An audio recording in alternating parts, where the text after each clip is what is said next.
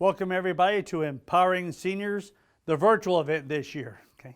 As the lead sponsor, Karen Care has asked me to come in and talk a little bit about Medicare, some of the changes, some of the expansions, and some of the lower costs that may be coming about that you'll see this year. So first of all, let's kind of talk about when to sign up for Medicare. Okay. You have a 7-month enrollment period when you turn age 65 for sign up for Medicare. So it's 3 months before you turn 65, the month you turn 65, and 3 months after 65. Those are your 7-month enrollment period to sign up for Medicare. Now, what does that mean? When should I really sign up? It really depends on when you want your Medicare coverage to begin. Let's say my 65th birthday is in April. If I sign up in January, February, or March, my Medicare benefits will begin April the 1st. If I sign up in April, my Medicare benefits will begin on May 1st. If I use the 3 months after I turn 65, there's going to be a little bit of delay in my Medicare beginning. It depends on when I want my Medicare to begin. If I sign up in May, the month after I turn 65, my Medicare benefits will begin in June. However, if I sign up in June, my Medicare benefits won't begin until August. If I sign up in July, my Medicare benefits will begin in September. So there is a delay in when your benefits begin if you wait till the 3 months after you turn 65. So again, if I want my Medicare benefits to begin the month I turn 65, I want to sign up the 3 months beforehand. Again, so if my birthday is in April, I want to sign up in January, February, or March for an April 1st start date for Medicare. And that doesn't matter when in the month of April my birthday is. If my birthday is on April the 15th, my Medicare begins on April the 1st. The only time this is different is if you're born on the first day of the month. So if I was born on April the 1st, I would sign up for Medicare in December, January, or February, and my Medicare would begin on March the 1st, the actual month before I turned 65. So the first day of the month has a little bit of difference with the normal rules. So again, it depends on when you want to have your Medicare begin. Let's say I've turned 65, Tom, but I'm still working. So I have group coverage, okay? If you have group coverage, you actually do not need to sign up for Medicare technically at all. Now, there's different parts of Medicare, and you're going to hear me talk about parts. Anytime I say a part, that means it's part of the government insurance. So there's Part A, Part B, Part D, and we'll talk about Part C. So Part A covers our facility costs. Most times that's going to be your hospital. Part A comes with no additional premium. I never say it's free because Part A is paid for by payroll taxes. So we're paying every dollar we earn, we pay 1.45% payroll tax on that. And there is no cap on that. And if our employers match that with another 1.45%. If you're lucky enough to be self-employed, you get to pay the full 2.9%. So Part A is not free. It just comes at no additional premium because we've been paying for it during our working years. So Part A covers our facility-based coverages. If I have group coverage, I can go ahead and add Part A. It'll be my secondary coverage to help with facility costs. The only time you would not really want to add Part A if you're covered by group plans is if you have a high deductible health insurance plan. If I have a high deductible health insurance plan and I'm able to participate in a health savings account, an HSA account. These account money are coming pre-tax out of my paycheck, and those monies can be used for any medical expenses tax-free down the road. If I sign up for Medicare Part A and I'm eligible for an HSA account, at that point, I'm no longer eligible to contribute because Part A is not considered to be a high deductible plan. So I'm turning 65, I'm still working. I'll sign up for Part A if I do not have an HSA account. If I do have an HSA account and my employer allows me to do so, I'll delay signing up for Medicare Part A. Once I retire, once I leave my group coverage, at that point I technically will have 8 months to sign up for Medicare Part B. Medicare Part B comes with additional premium. The premium is based on income, but not income that you're earning this year. It's income that you earned 2 years ago. See, Uncle Sam doesn't know how much money you make right now. So he knows how much you filed taxes on 2 years ago. So let's use the year 2021. So if I'm going to start my Medicare Part B in the year 2021, he looks at what was my adjustable gross income in the year 2019. If my adjusted income in 2019 was less than $174,000 as a married couple, then I'll pay the base rate. If my income as single was less than $87,000, I'll pay the base rate. Okay. Currently, the base rate is $144.60. It is projected to go up to possibly $100, and they really don't know. They'll make that announcement here in a couple of weeks, but we're projected to be somewhere around $148. We'll have to wait and see. Okay. It's all based on income. The higher our income is, the higher the Medicare Part B premium will become. Part B is technically deemed to be an optional coverage. It's optional because the government can't make you buy something. Okay, it's optional. However, they do want you to have physician-based coverage. They do want you to have physician-based coverage. So Part A covers our facility base, comes with no additional premium. That covers our hospital costs, but not quite all the hospital costs. You're going to have deductibles and daily co-pays if you stay in the hospital for more than 60 days at a time. It also covers our skilled nursing facility. First 20 days of skilled nursing is no charge. After that, from days 21 to 100, there's a daily fee. Now, the skilled nursing in Medicare is not custodial nursing home. This is really deemed as rehabilitation services. You go get your knee replaced, it's the rehabilitation. Get your hip replaced, it's rehabilitation. Now, the good news is the average stay in a skilled nursing facility is only 14 days. But if you should have a stroke or if you should need to go into a rehabilitation center for longer, you do have 100 days total for Medicare paying it. The first days 1 through 20 will be zero cost. Days 21 through 100 will be at an extra fee. Medicare Part A also covers your home health care. Now, it's facility-based. You're providing the facility, so therefore there'll be no cost for you, no charge for using your home. It's also going to cover hospice care. Hospice care says you're terminal, you have less than 6 months to live. Okay? The hospice care is going to treat you at the house, or at the worst case, you could go into a hospice facility. In that case, you're looking at the max be 5% of the facility cost. Now, just because they say you have 6 months left to live doesn't mean you're time-stamped. Okay? If you're still alive after the 6 months, you get an automatic 45-day extension. Still alive after that, you get continuous 60-day extension until a miracle happens and you get well again.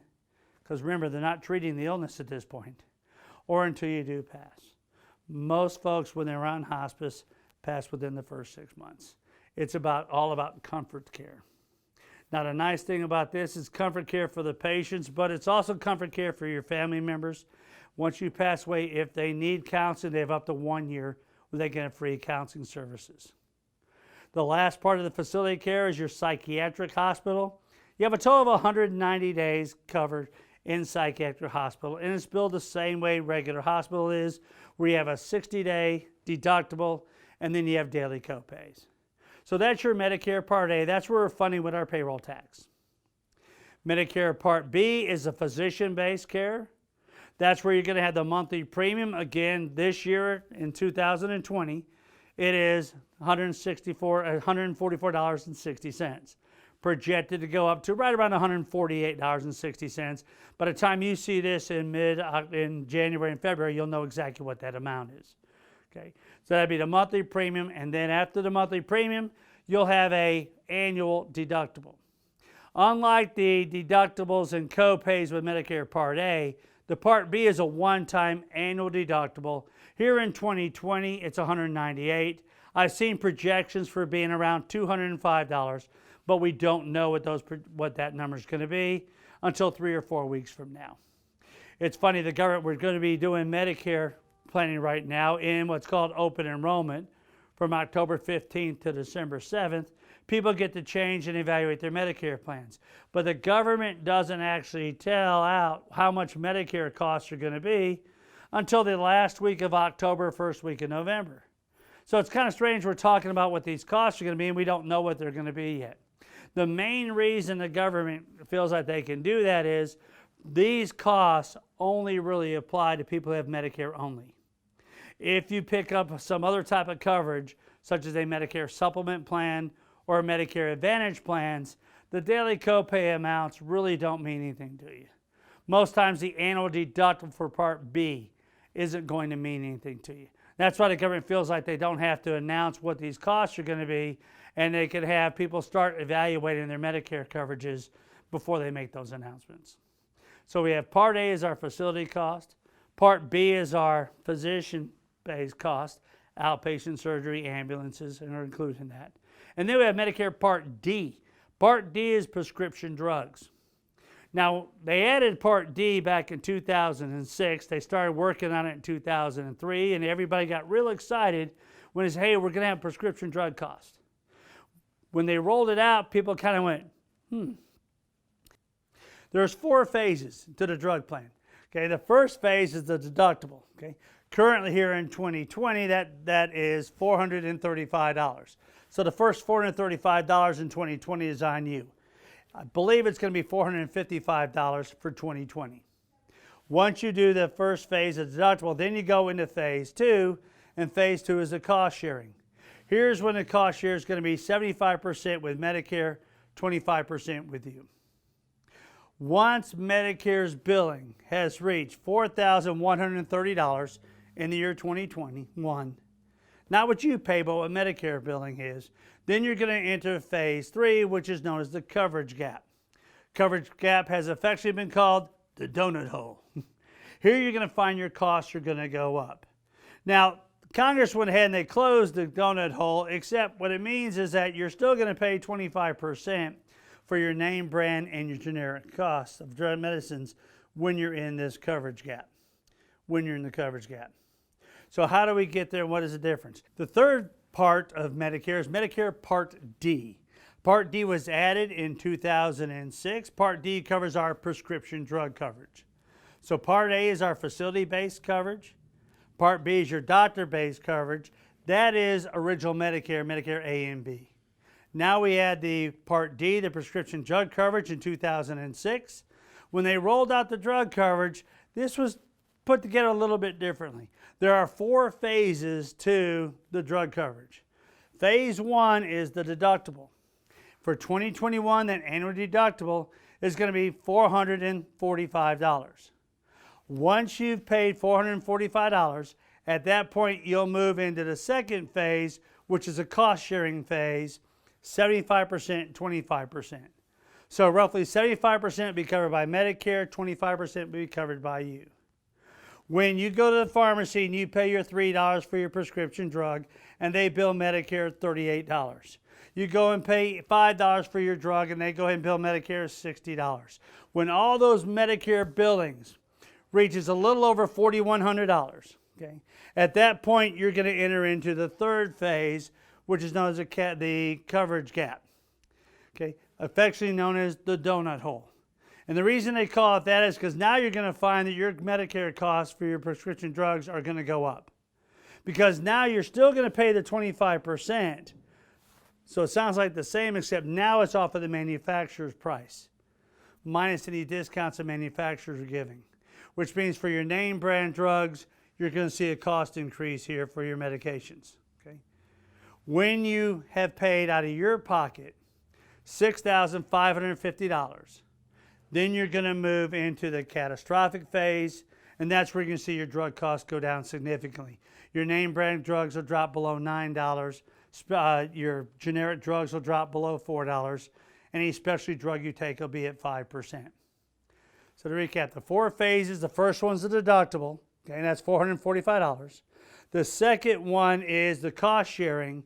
And again, when you go from cost sharing to the coverage gap, it's not actual dollars you've spent, it's the dollars that Medicare has been billed. So when Medicare receives their billing, okay, and that reaches over the $4,350, at that point, that's when you enter into the coverage gap.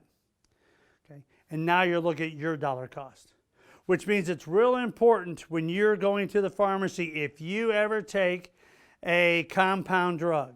So that means you need to go to a compounded pharmacy because the regular pharmacies usually don't do compounded prescriptions.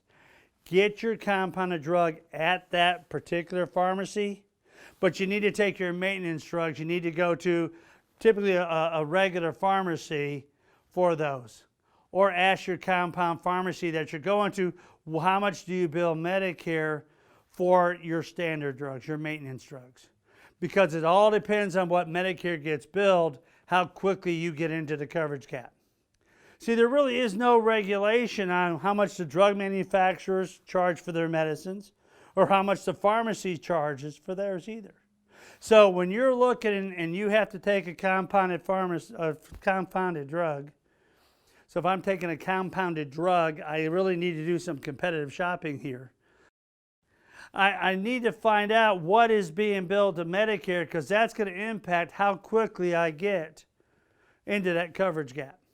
And this year the coverage gap is $6,550, which means I'm going to be in there longer than in other years before I get to the catastrophic phase, before my costs end up going down. Not all drugs are treated the same. There are 5 basic tiers in the prescription drugs. Tier 1 is your regular preferred generic drugs. Tier 2 is a regular generic. Tier 3 is your preferred name brand. Tier 4 is your non-preferred name brand. And Tier 5 is your specialty drugs. Okay? So you have different levels of tiers on your medication.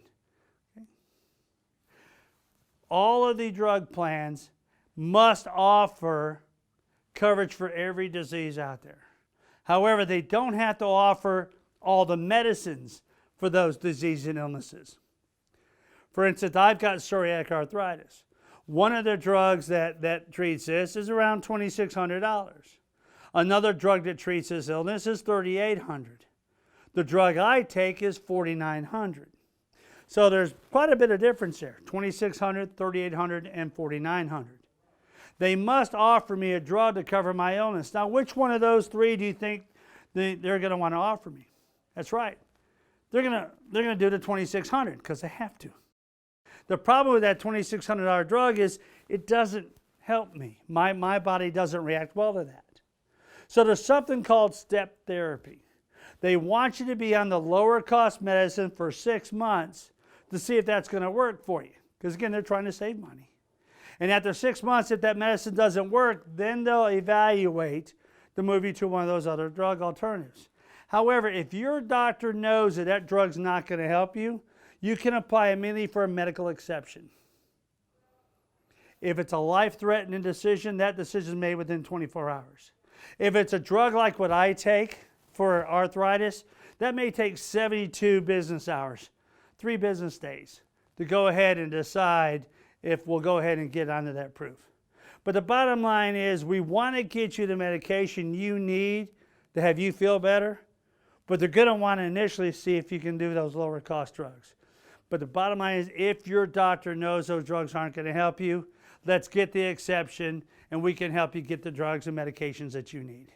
Because it's important to make sure you're maintaining that quality of life out there. So even though they're trying to save money, they still want you to be able to have good coverage. Now there's also quantity limits on some drugs. You're not going to be able to get 500 hydrocodone in a single month. Now unless your doctor says you need that. In that case, then the FDA will probably look at your doctor and see what kind of illness and stuff that you have. And there's also prior authorizations required. So that's Medicare Part D. So Part A is our facility-based, comes with no additional premium because we funded it with payroll tax. Part B you must enroll into and comes with a monthly premium. Part D also comes with a monthly premium. Both B and D are deemed to be optional coverages. Again, if you have group coverage through your employment or through a spouse's employment, you do not have to enroll in Medicare Part B or Part D. Once you lose your group coverages, though, at that point you are required to have Part B and Part D coverages. Gets a little crazy here. Once you leave your group plan, technically you have 8 months to sign up for Medicare Part B before you're in a penalty situation. You have 63 days to sign up for Part D before you're in a penalty situation. So the bottom line, the best thing is get into Part B and Part D immediately upon leaving your group coverage, because you get 8 months over here and 63 days there. Gets kind of crazy. And the bottom line is, if you ever are subject to a Medicare penalty, it's brutal because the government penalizes you every month for the rest of your life. It's not a one-time penalty. It's a monthly penalty that adds every single month for the rest of your life. Kind of crazy. Let's say I have VA coverage, Champ VA coverage. I have TRICARE for life. I also need to make sure I've signed up for Medicare Part B. So the VA stuff's going to cover my medicines. That's fine. It is deemed to be credible coverage for Part D. At any time, if you decide to roll into a Part D, you will not be subject to a penalty because you had credible coverage because you had VA benefits. However, it is not deemed credible for medical. So you need to sign up for Part B when you first turn 65, or if you were covered from group insurance, you left the group and you say, well, I got VA, I'll be okay. You're not okay. You must sign up for Medicare Part B. Otherwise, you'll be subject to those penalties. So I urge you, if you have VA coverage, make sure you pick up Medicare Part B, because there's been some miscommunication out there if I have to have it or not. You must get Medicare Part B, otherwise you're going to be penalized. There is no exception for VA coverage on that. So as you see, there's Medicare Part A, again facility, Part B is doctor, Part D is prescription drugs, and Medicare doesn't cover everything. Okay? Once you sign up for Medicare, here's a copy of what your new card's going to look like. Okay? You should have your Medicare card within 16 days after enrolling into Medicare. You'll notice on the card it does not have your Social Security number any longer and will no longer have your sex on the card. There are certain names like Ryan that can be associated with both male and female. So they've taken the sex off of your cards and they no longer have your Social Security number on there, all designed to help protect your identity so someone can't steal your identity. So feel free to have your Medicare card in your wallet. It's an 11-number character card number that has no either astrological connection to your identification at all. So how do we cover all this stuff that Medicare doesn't cover? Here's kind of a slide here I put up here, showed that Medicare A and B is original Medicare. So what are my alternatives? I can go to buy a Medicare supplement plan. These are insurance plans sold by individual insurance companies. There are 14 of them out there, A through N. Not all of them are currently offered. The most comprehensive coverage right now is offered by Plan G. It has a monthly premium on it on top of what your Part B would be. And with that plan, it would cover everything except for really the Part B annual deductible.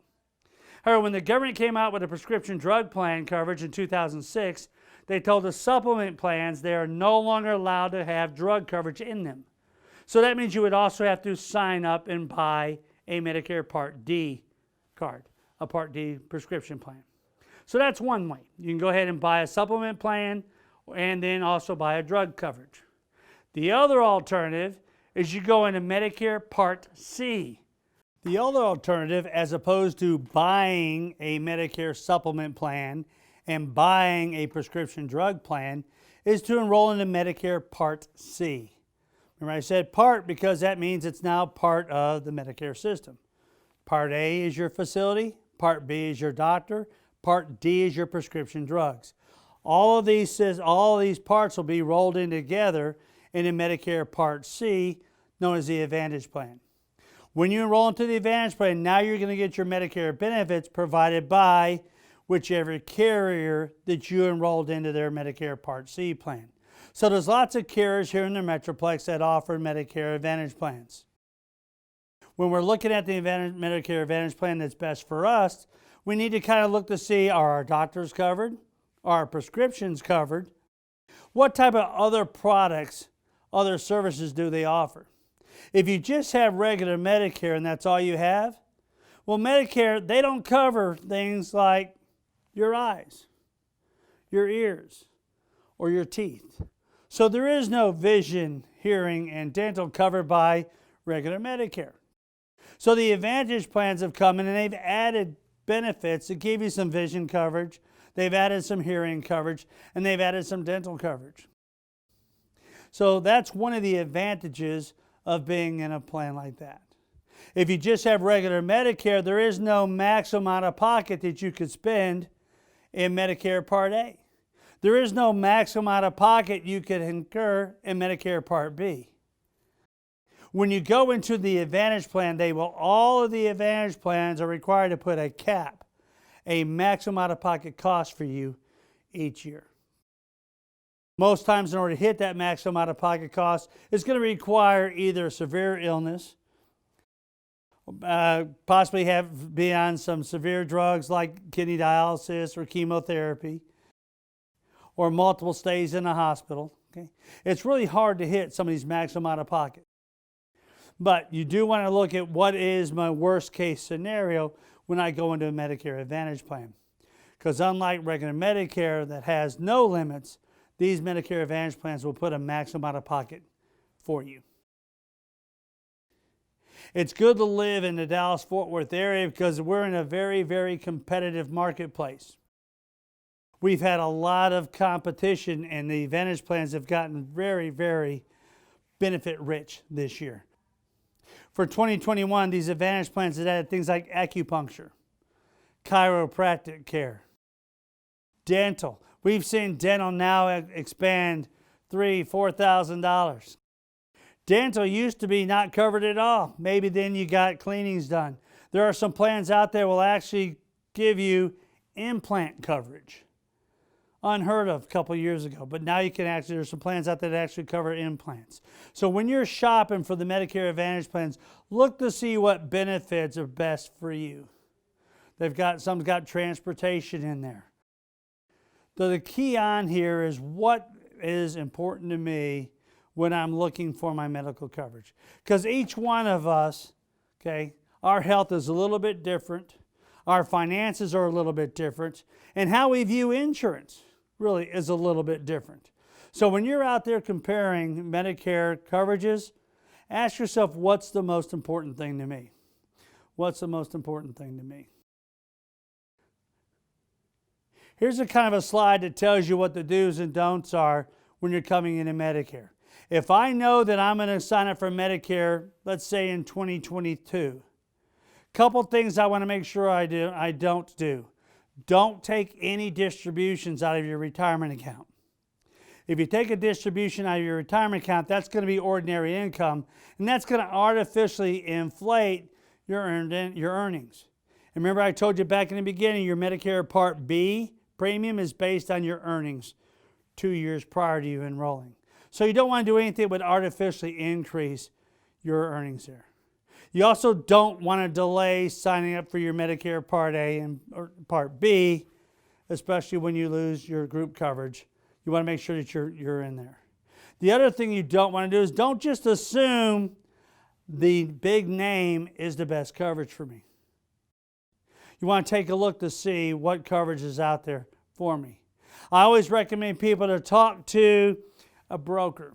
Talk to somebody that represents multiple plans. If I only represent one plan, then you know what's going to be best for you, that one plan. However, there are brokers out there that represent multiple plans out there, and they can go ahead and give you a true, unbiased recommendation of which plan is best for you. So I always recommend to talk to somebody that doesn't have any biases when they're making their recommendations for you. It's good to be living in the Dallas-Fort Worth area because even though Medicare costs are itching up each year, because of the competitiveness of the Advantage plan world, your actually Medicare costs can actually be going down. This year, due to some legislative needs and competitive needs, we're seeing insulin costs are dropping. We're also seeing the cost for COPD drugs dropping dramatically. We're having more coverages inside that donut hole are going to be covered by some of these by some of the Advantage plans. And manufacturers' discounts are getting a little bit deeper in those. So depending on your health, your Medicare costs in 2021 could actually decrease as opposed to increasing. Okay? I'm Thom Vance. We're with Advanced Senior Options. If you go to our website, advancedsenior.options.com, we have a couple of free ebooks if you're interested. We have a free ebook on Medicare, giving you the Medicare basics. We also have an ebook on Social Security. This will talk about the difference of when to enroll in Social Security, what to expect if you enroll early, the different types of increases you have, what widower benefits are available. We talk about the basics of Social Security on there and how Social Security and Medicare works. So at our website, advancedsenior.options.com, we offer a couple different free ebooks for you to help you give you the knowledge. We believe that knowledge is power. The more knowledge you have, the better informed you are, the better decisions that you can make. Again, I'm Thom Vance with Advanced Senior Options. Our phone number down at the end of the screen here, 682-292-9222. Feel free to give us a call. We'd love to help you. I hope you found this very informative. I want to thank Care and Empowering Seniors for such a great educational event out there. I hope you've enjoyed the presentation. Enjoy the rest of the shows.